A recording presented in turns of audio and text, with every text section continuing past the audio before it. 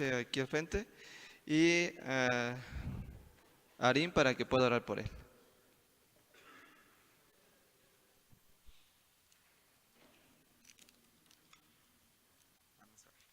Padre bendito, gracias te damos, Señor, por la bendición que nos das de tener a nuestro hermano entre nosotros, Señor.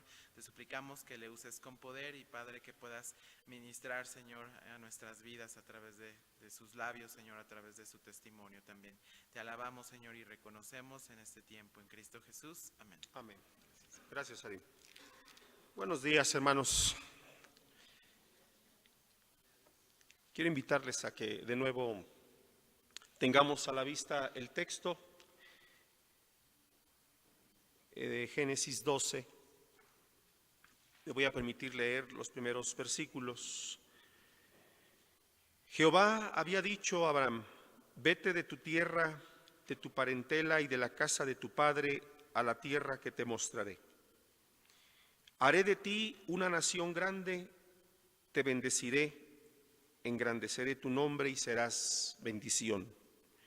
Bendeciré a los que te bendigan y a los que te maldigan maldeciré.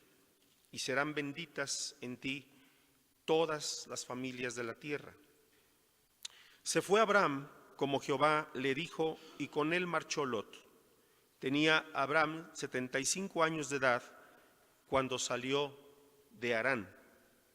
Tomó pues Abraham a Sarai su mujer y a Lot, hijo de su hermano, y todos los bienes que habían ganado y las personas que habían adquirido en Harán, y salieron para ir a tierra de Canaán.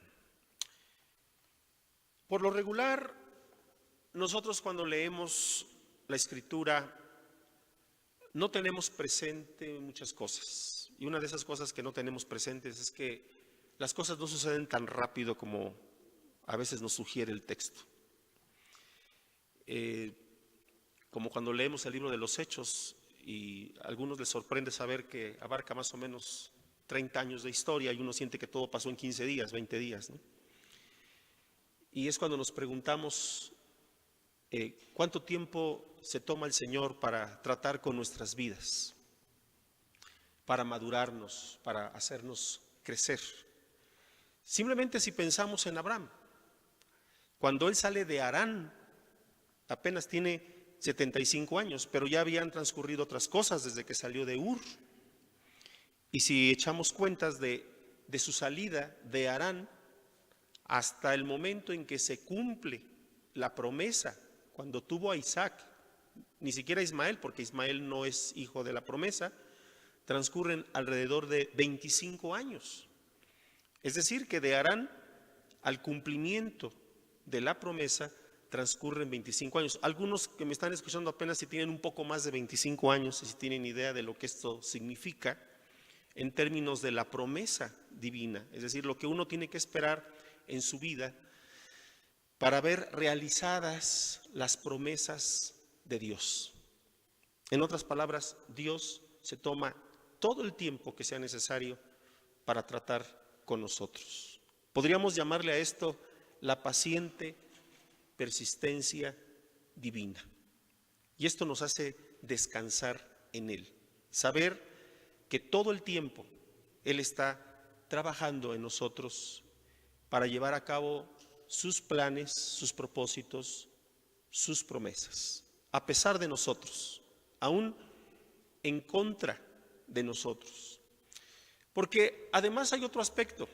A mí me gusta mucho la vida de Abraham, de hecho pues de prácticamente todos los personajes de la Biblia, pero Abraham pues es toda una referencia porque además es el inicio de lo que muchos han llamado la historia de la salvación.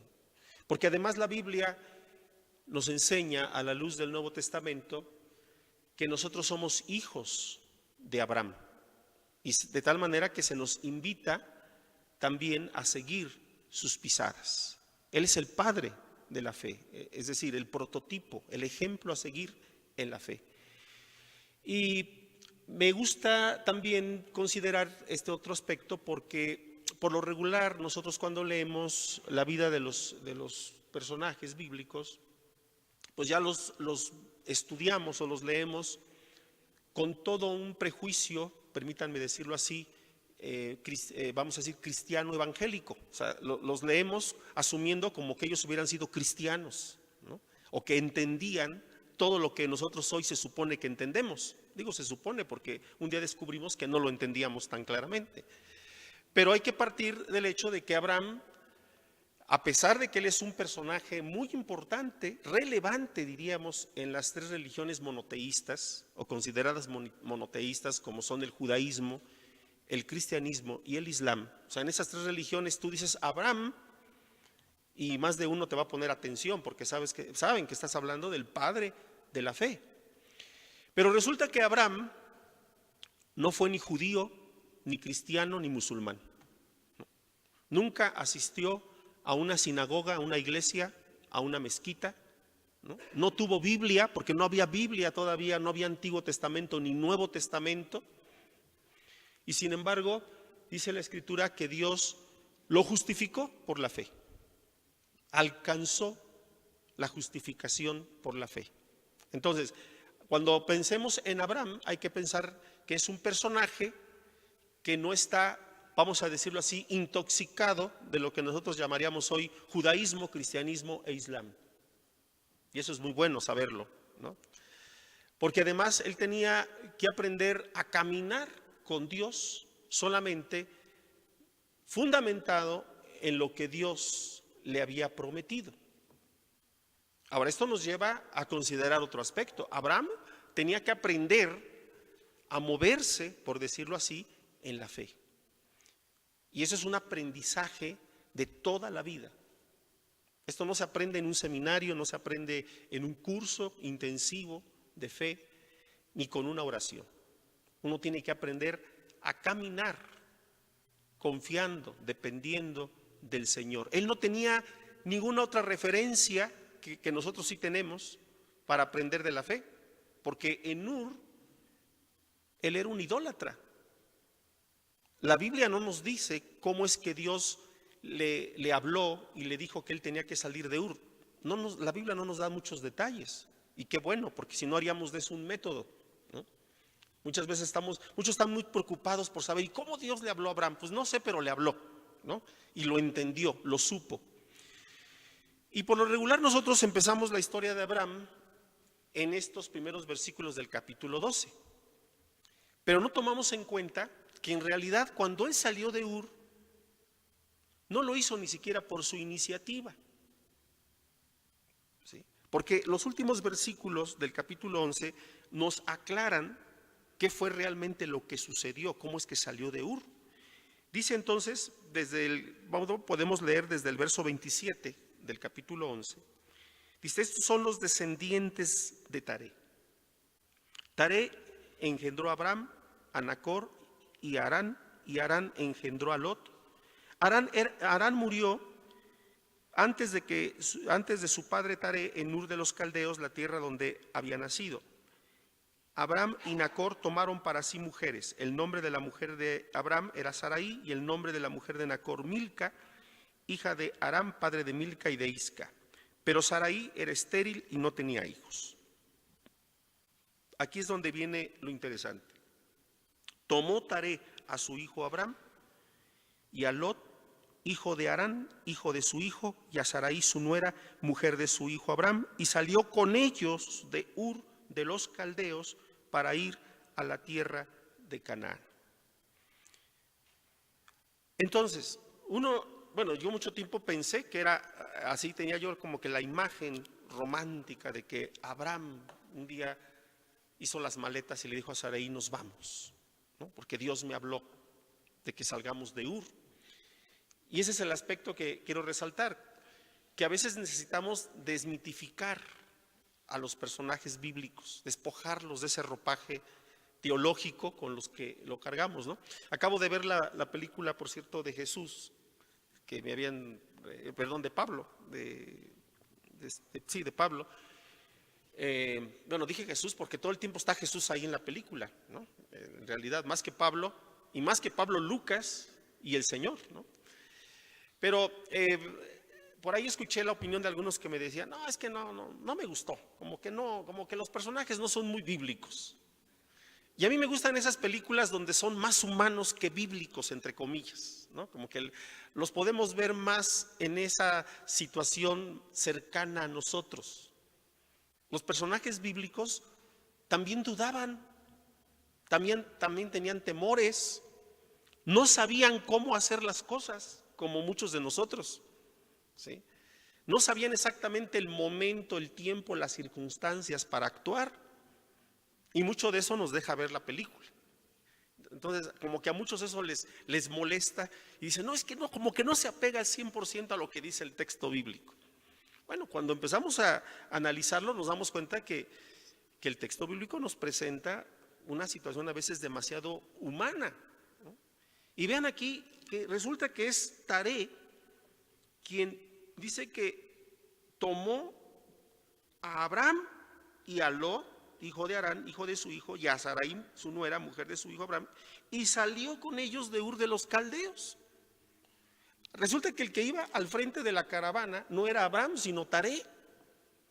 Y uno se pregunta, ¿y por qué? Bueno, porque los modelos de familia, en lo que hemos llamado la época patriarcal, precisamente por eso le hemos llamado así, porque el que está al frente es el patriarca, el que está al frente de la familia. Y cuando el patriarca está al frente, le siguen los hijos y los nietos y todo mundo, toda la parentela. Y si el patriarca dice nos vamos, todo el mundo se iba, ¿sí? Todavía en México tenemos ciertos modelos patriarcales y matriarcales, ¿no? Donde lo que dice el abuelo o la abuela, todo el mundo lo acata, ¿no? Bueno, entonces no nos dice realmente el texto por qué razón Taré toma la decisión de salir de Ur. No sabemos si es una situación política, económica, social. No nos aclara, simplemente esto sucede. Pero lo interesante es que el texto nos aclara en el primer versículo del 12 que Jehová había dicho a Abraham, vete de tu tierra, de tu parentela. O sea que cuando esto sucedió, Abraham ya tenía una palabra de parte de Dios. Y digamos que la decisión de Taré fueron las circunstancias que, como el banderazo de salida para Abraham de Ur. Él sale con toda la seguridad de que ese es el medio, son las circunstancias que Dios presentó para que se cumpliera esa palabra. Y creo que en nuestra vida sucede algo parecido, ¿no? Muchas veces son otros los que parece que toman las decisiones por nosotros. Son otros los que acomodan el escenario, pero eso obedece a una situación que nosotros ya teníamos contemplada después de haber orado, después de haber meditado. Y es que el Señor mueve las circunstancias a nuestro alrededor, nos las presenta para que finalmente nosotros tomemos esas decisiones de fe. Así que sale Abraham hacia un lugar desconocido, porque no vayan a pensar que Taré tenía el itinerario. O sea, nosotros leemos el texto y sabemos que llegan a un lugar que se llama Harán y de ahí van rumbo a Canaán, pero Abraham solamente sabe que Dios lo va a llevar a una tierra que él no conoce, donde va a vivir como forastero. Sabe que Dios le dará un día el privilegio de ser papá a él y a Sarai, porque lo va a convertir en el padre de multitudes. O sea, Dios lo bendice, Dios le hace promesas, pero él no sabe cuándo, ni cómo, ni dónde. Pero emprende el viaje hacia un lugar desconocido. Pero dentro de la promesa, dentro de lo que Dios le habla, le dice, vete de tu tierra, de tu parentela y de la casa de tu padre. Pero resulta que en este viaje sale con toda la parentela y hasta con el papá. O sea, dejó la tierra. Pero lo que vamos a leer en el capítulo 12 y en el capítulo 13, no nos va a dar tiempo de ver todo el 12 ni todo el 13, pero lo interesante, lo que vamos a encontrar en esos dos capítulos es cómo Dios lo desprende de su tierra, de su parentela y de la casa de su padre. Porque Dios lo quería solo, con Sarai. Y esto llevó tiempo y además fue doloroso. Yo no sé si para algunos sea más difícil dejar la parentela que dejar la tierra. Creo que es más fácil dejar la tierra que dejar a la parentela. Y algunos saben de lo que estoy hablando, ¿no?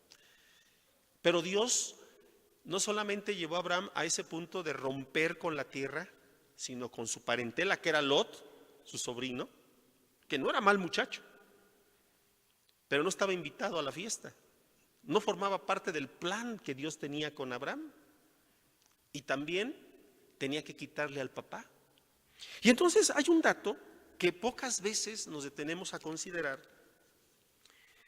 porque resulta que dice el verso 4, se fue Abraham como Jehová le dijo, y vean cómo el texto así discretamente nos dice, y con él marchó Lot, ¿no? Y eso no hay que perderlo de vista, porque a lo largo del capítulo 13 vamos a ver cómo le quitó a Lot, por decirlo de alguna manera, cómo Dios le quitó a Lot, porque ya le estaba causando problemas. Y tenía que ver con el plan, con el proyecto que Dios quería realizar en Abraham. Tenía Abraham 75 años de edad cuando salió de Harán. Y Harán es un lugar muy importante en la vida de Abraham. Porque si ustedes lo pudieran visualizar en un mapa, y tenemos lo que llamamos la media luna fértil, que va desde la región de Mesopotamia hasta la tierra de Canaán, lo que actualmente es Israel. Nosotros podemos apreciar que desde la antigüedad hay una ruta, ¿sí? Una ruta comercial que fue la que siguió Abraham. Bueno, Taré, Abraham y después Abraham solo. Porque si en ese mapa nosotros podemos ubicar Mesopotamia y particularmente ubicamos Ur, nos preguntamos, ¿y por qué no atravesó más fácil el desierto y hubiera llegado directamente a Canaán? No, porque no tarda ni 2 días y se quema en el desierto, ¿no? O sea, imposible que eso sucediera, tuvieron que seguir la ruta que ya estaba marcada. Pero dentro de esa ruta hay un lugar en el mapa que es Harán, que está prácticamente a mitad del camino entre Ur y Canaán. Y ahí en Harán sucedió algo que puso a prueba a Abraham. Y tome nota que esto nos sucede también a nosotros. O sea, llegar a la tierra de Canaán no es tan sencillo. Caminar en la tierra de la promesa, una vez que dejamos Ur, no sucede en 2 semanas. Abraham no se convirtió en el padre de la fe en 2 días. ¿Sí? Abraham tuvo que aprender a caminar en la fe. Y eso es algo que no hay que olvidar. Ustedes lo saben, aunque a pesar de que muchos hoy te ofrecen una oración poderosa para que tengas fe, ¿no? O que tomes el curso intensivo en 10 lecciones. No, nada de eso te va a servir. Bueno, a lo mejor sí te va a servir para darte cuenta que así no se obtiene la fe, ¿no? Porque pueden pasar 30 años, 40 años y te tienes que replantear muchas cosas. Decía un hermano que leí en mis años mozos, el hermano Swindoll, decía, no es lo mismo crecer en el Señor que envejecer en el Señor, ¿no? Y un día te das cuenta que solo has envejecido y no has crecido en el Señor. Y cuando me preguntan, oiga hermano, ¿y cuántos años tiene usted de cristiano? Me da hasta pena decirlo, porque los años que tengo en la fe, supuestamente hasta uno dice en la fe, que hay que corregir, o sea, los años que tenemos en lo que llamamos el Evangelio, no, también hay que corregir porque no siempre hemos estado en el Evangelio. Bueno, los años que tengo de ser cristiano, o que yo he dicho que soy cristiano, no coincide con mi crecimiento y mi madurez en la fe. Eso, bueno, al menos me ha pasado a mí, tal vez a ti no, pero a mí me da pena. Porque digo, bueno, no solamente para los años que tengo de conocer al Señor, sino los años que ya tengo, ya entré es una edad muy rara porque ni estás joven ni estás viejo, pero dices, bueno, ya estoy maduro, ¿no? Supuestamente. Pero en lo que respecta a la fe, dices, no hay correspondencia, ¿sí? Pero me consuela cuando yo leo esto, ¿no? Porque digo, bueno, se tiene que aprender y a veces desaprender. Y entonces ahí en Harán sucedió algo que, fíjense, dice, tomó pues Abraham a Sarai, su mujer, y a Lot, hijo de su hermano, y todos los bienes que habían ganado y las personas que habían adquirido en Harán. Pero si ustedes leyeron con atención, en Harán sucedió otra cosa que marcó a Abraham. ¿Qué pasó antes de esto? Que ahí murió Taré. O sea, el que iba al frente de la caravana, se murió el papá. Pero ahí en Harán sucedió algo que es lo que acabamos de leer, porque dice que tomó a Abraham a Sarai y a Lot y todos los bienes que habían ganado y las personas que habían adquirido. Quiere decir que ahí Dios lo prosperó económicamente. No voy a hablar de la prosperidad porque no creo en esa doctrina de la prosperidad. Pero lo que no podemos negar es que Abraham en ese lugar adquirió bienes materiales que no tenía antes. Le fue muy bien. O sea, murió el viejo, murió el papá, pero adquirió bienes y hasta personas. O sea que esto en términos empresariales, los que tienen empresa o negocios saben lo que eso significa. Cuando tú dices, bueno, pues adquirí empleados, quiere decir que el negocio ha ido muy bien, ¿no? Y todo lo que ganó, todo lo que obtuvo, pues hablaba de algo positivo. A ver, vamos a tratar de ponernos en las sandalias de Abraham.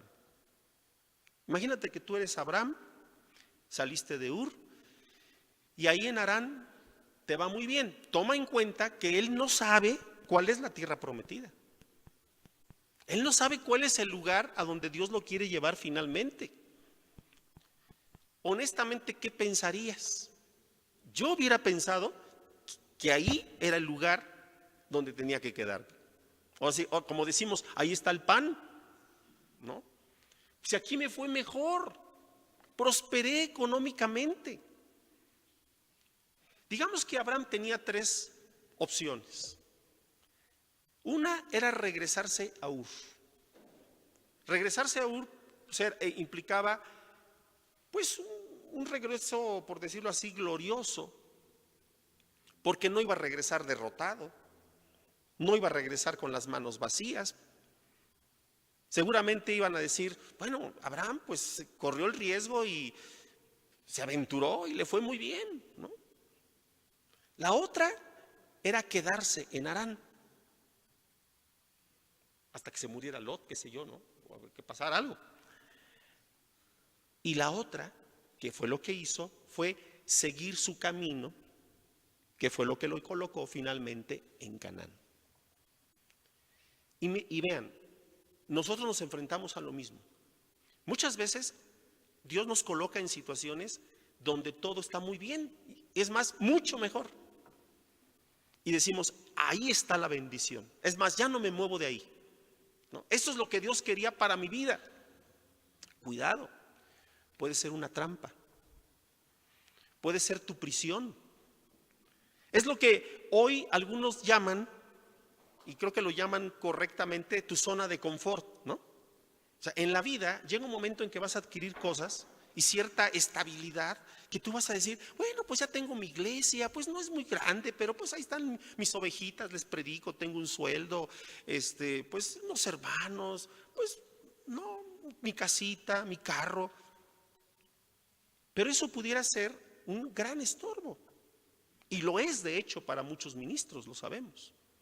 En general, podemos ver que lo que tenía Abraham en ese momento, y lo podemos decir con toda certeza, no es lo que Dios quería para él. Pero tenía que moverse. Así que no interpretemos necesariamente que si las cosas van bien o van mucho mejor, ese es el punto al que Dios quería llevarnos. No necesariamente. Eso puede ser temporal. Y todavía tenemos que seguir nuestro camino, que fue finalmente lo que de alguna manera entendió Abraham y siguió su camino, y es lo que nos dice el texto: salieron para ir a tierra de Canaán. Ah, claro, eso lo dice el que nos está narrando, pero Abraham no sabía que iba a la tierra de Canaán. Llegaron a Canaán y pasó Abraham por aquella tierra hasta el lugar de Siquem, donde está la encina de Moré.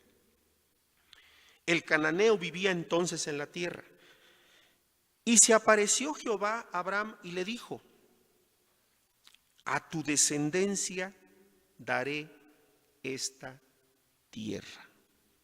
Fue cuando supo que había llegado al lugar al que Dios quería llevarlo. Dios le ratifica: esta es la tierra que va a heredar tu descendencia.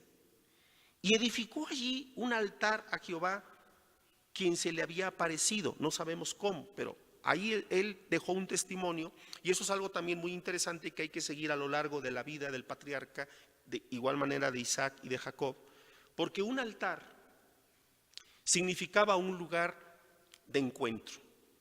Un altar significaba una nueva experiencia que lo animaba a seguir, a replantearse su viaje.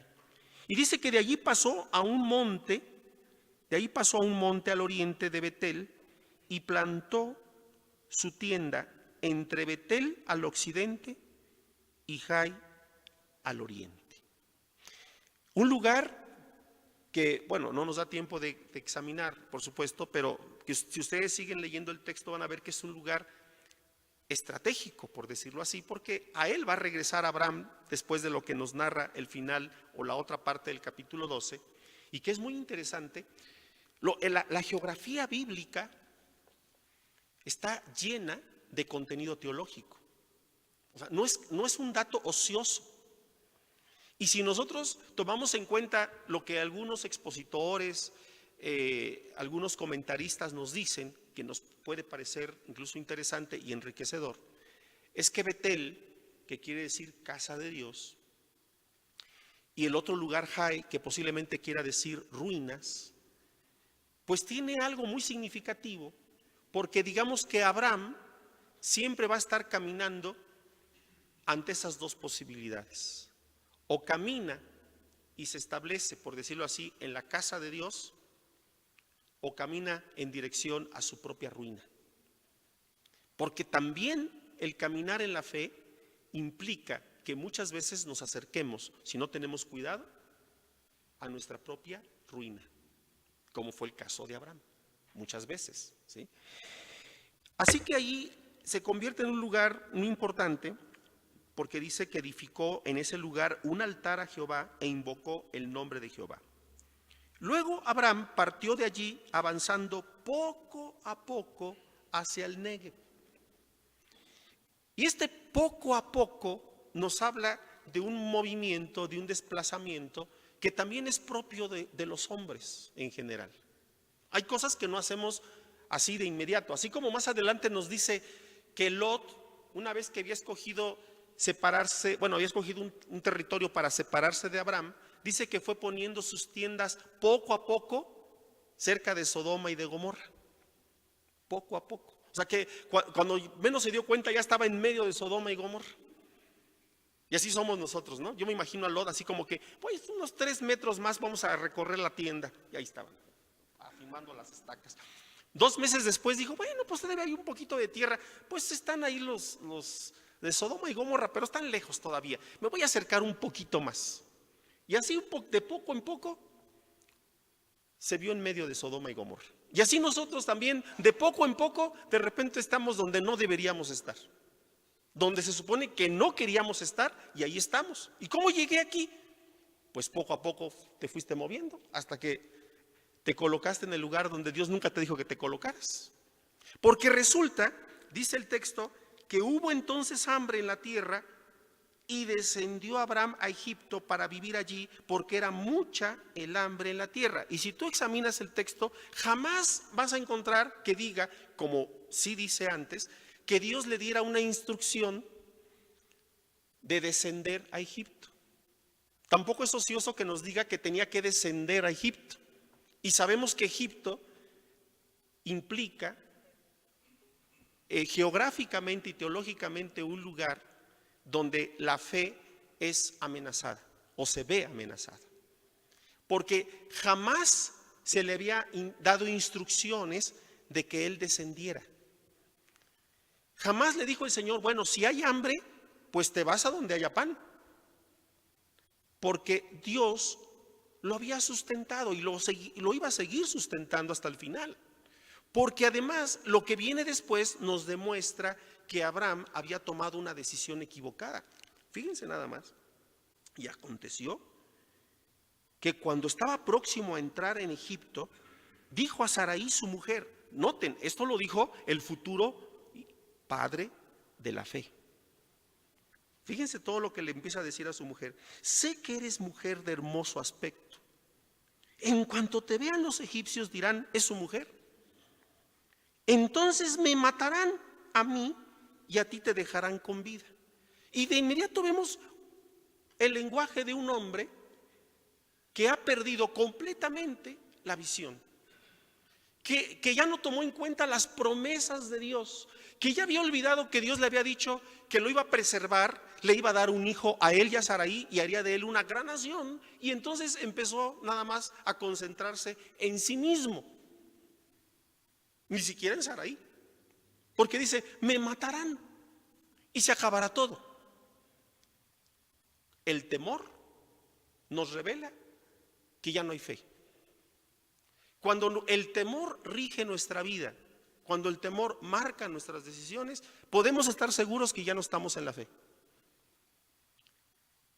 Algo está sucediendo y está sucediendo mal. Pero no solamente paró ahí el asunto, sino que además decidió mejor que al llegar a Egipto le dijeran cuñado. Di pues que eres mi hermana, para que me vaya bien por causa tuya. Así, gracias a ti, salvaré mi vida.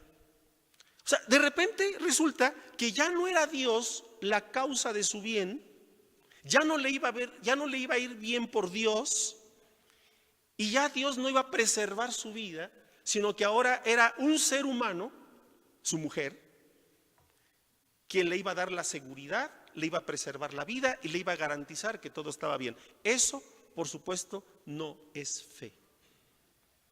Tal vez a nosotros nos intrigue pensar, ¿y por qué la Biblia habrá registrado este episodio? Pues precisamente para darnos una lección. Por algo dice Pablo que lo que le sucedió a Israel, y podríamos añadir todo lo que se cuenta desde sus orígenes, se nos ha legado como un ejemplo que nos instruye, que nos advierte. El futuro padre de la fe se tuvo que enfrentar a esto.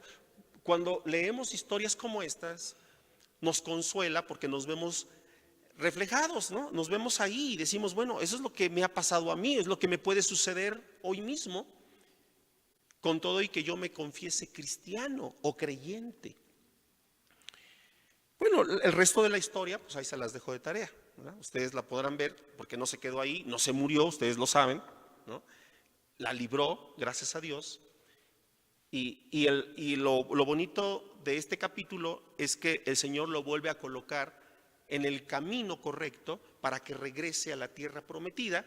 Pero claro, las dificultades no cesaron. Las dificultades Abraham las tuvo hasta el final de sus días, igual que nosotros.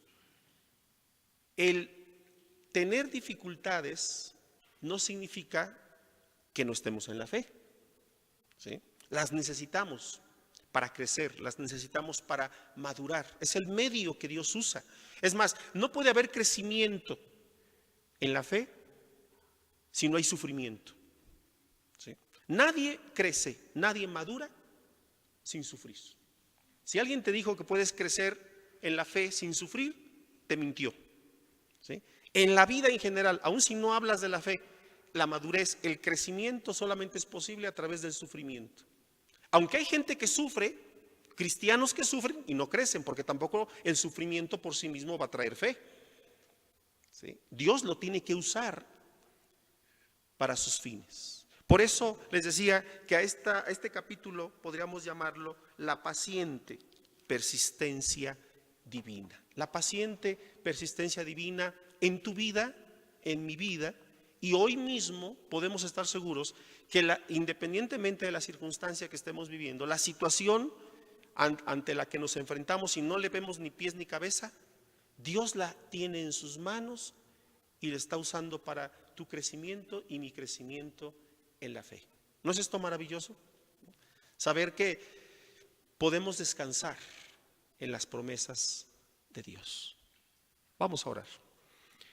Señor, te damos gracias.